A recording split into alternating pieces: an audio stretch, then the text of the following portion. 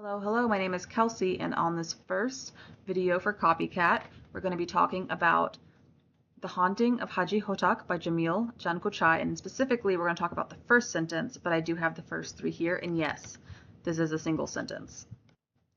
My goal in these videos, at least starting out, we'll see how they work, is to analyze, in this case, from a short story, but it may be from an essay or ads or content later on, is different sentence structure, different creative variables that we can take inspiration from. And honestly, this is a first sentence that has lived in my brain since I first read it in 2022, because it's not, especially when in conjunction with the next two sentences, it's not best practice from what you hear in creative writing classes. So without further ado, let's get started. I'm going to read through these and then we'll talk about it. First, you have to gather the cash to pre-order the game at the local GameStop where your cousin works. And even though he hooks it up with the employee discount, the game is still a bit out of your price range because you've been using your Taco Bell paychecks to help your pops, who's been out of work since you were 10 and who makes you feel unbearably guilty about spending money on useless hobbies while kids in Kabul are destroying their bodies to build compounds for white businessmen and warlords. It's Metal Gear. So after scrimping and saving, like literal dimes you're picking up off the street, you've got the cash, which you give to your cousin who purchases the game on your behalf, and then on the day it's released, you just have to find a way to get to the store.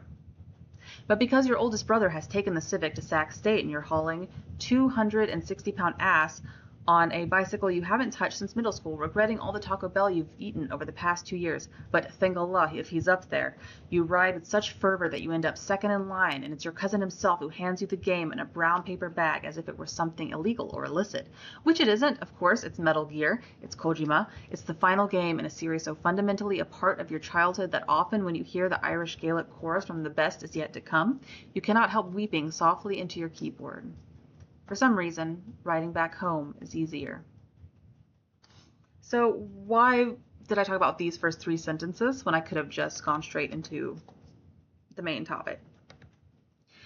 In writing courses, whether it's technical writing or creative writing, we often hear two things. First, to vary your sentence structure, right? And the other is to write simply. And in this case, it actually fairly aligns to that, even though when we think simply, we often take a shortcut in our brains to Hemingway with very short, easy to read sentences, and this is especially true with online web writing. I love this because it is the opposite of that. These nested sentences together give you the full rambling voice and picture of the character. You just have so much information compacted that it can be a struggle to read through, and you probably noticed that while I was reading. Granted, I don't read out loud a whole lot, but regardless, there's just a chock full of information in both of these sentences, and you don't lose the narrator's voice. And then you have that third short sentence that just really packs a punch. Normally, I would say when you're learning to write, you may have a big sentence like this, and I would say even half the size of the first sentence, and then the short sentence, right? The 8-word sentence. And that works. That's the standard, the best practice. It's that rhythm that feels good, and it gives your brain a little bit of a cognitive break. But having it after the second paragraph long sentence structure hits differently. You can definitely feel the come down from the excitement. And so I really wanted to give all three of these together. So moving forward, I want to go over just the first sentence, right? Which I color coded this. I tried to make it a little bit more academic-ish, but I've been out of academia a really long time. And even though I've read multiple books for decades about writing and writing structure, whether that's for advertising or copy, and I've written hundreds of articles for companies and my own creative works. I'm not really great at the lingo. I feel like it feels excessive. So I'm probably not going to use a lot of correct terms that many English teachers or prescriptive grammar Nazis would prefer, but that's okay. The main thing for me is kind of discussing just the way the sentence feels, how tangible it is, and kind of breaking apart some of the key structures. So for example, here I have different things highlighted. What's in bright yellow are the sentences that are really standalone and may generally the core. So what we have here in yellow are the sentences that are fully standalone and are also the core sentences. The sentences in this kind of pinkish tone can be on their own, right? They're not subordinate clauses, basically. I'm trying to pull that grammar knowledge back. I don't need to actually talk about what the terms are on a day-to-day basis. I just need to know what they are. And then everything else in gray is supplemental information that generally does not stand alone as a sentence. And so when we look at the core baseline discussion of what the sentence is saying, it's that you have to get the cash to get the game to get to the store. Those are the main actions taking place in this sentence that gets us from point A to point B, that gets us to the second paragraph. But there's so much chock full in the middle, and it's what I love about the sentence. It's in its language, it's concise, but it is complex. It's not feeding you one five-word sentence at a time, right? It's all in one, and I think it pulls it off so well. So I'm going to go a little bit deeper here.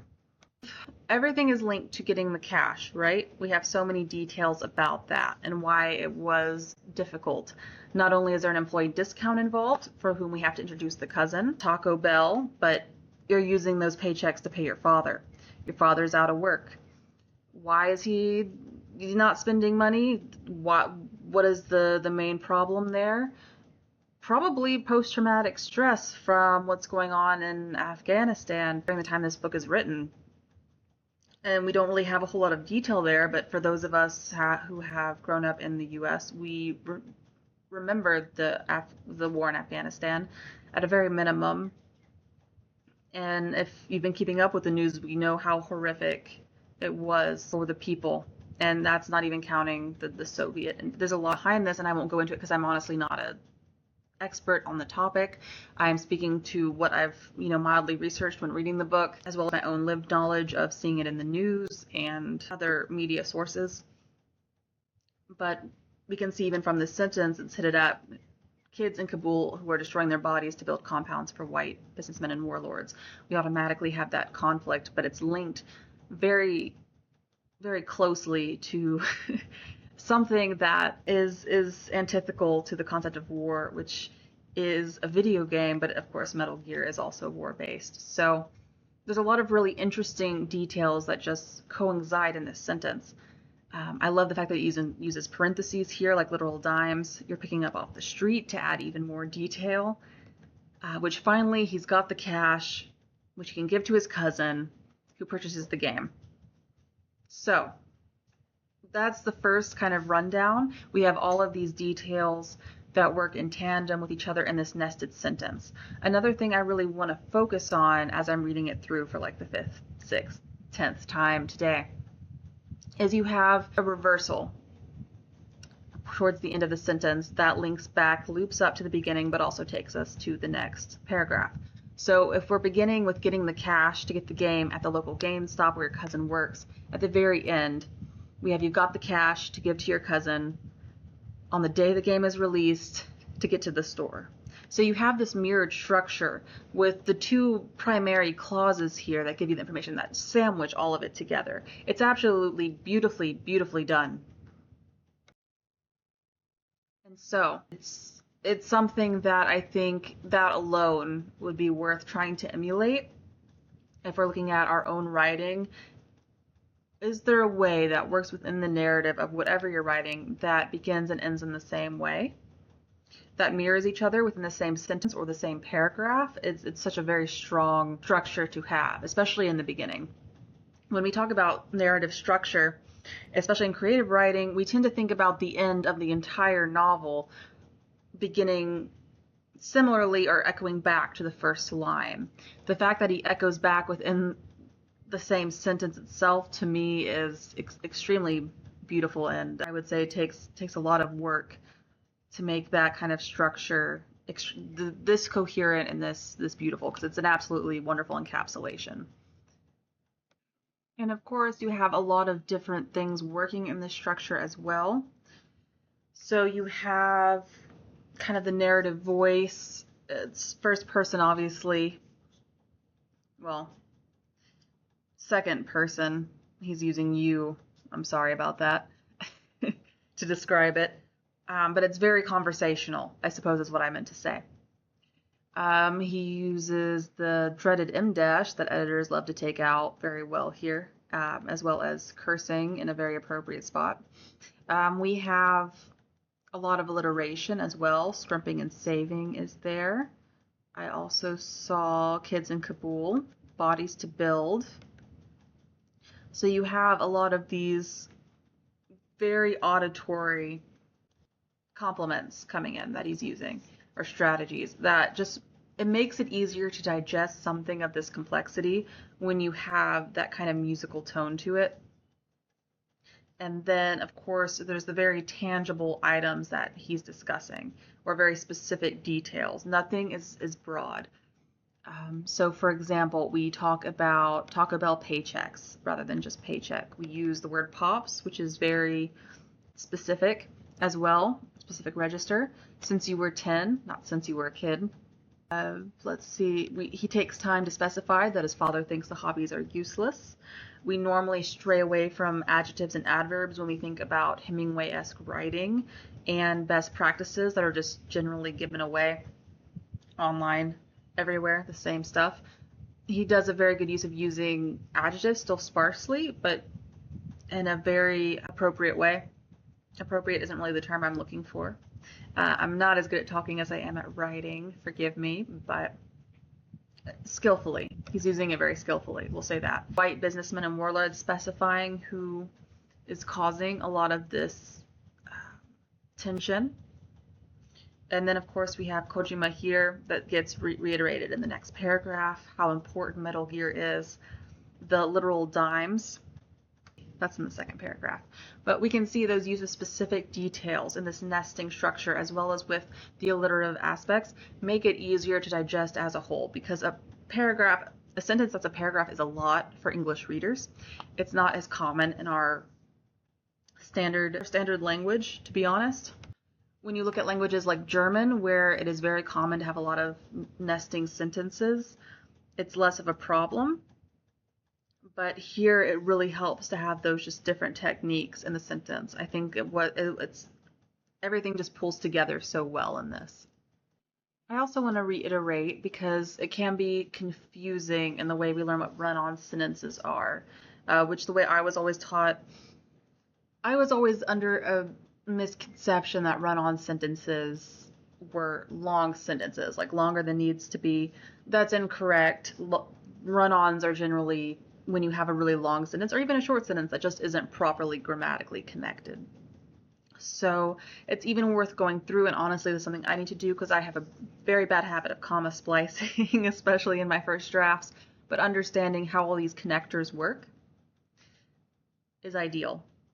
Now, where do we go from here? We've looked through the sentence. It's a fucking awesome sentence. I'm sure you agree by now.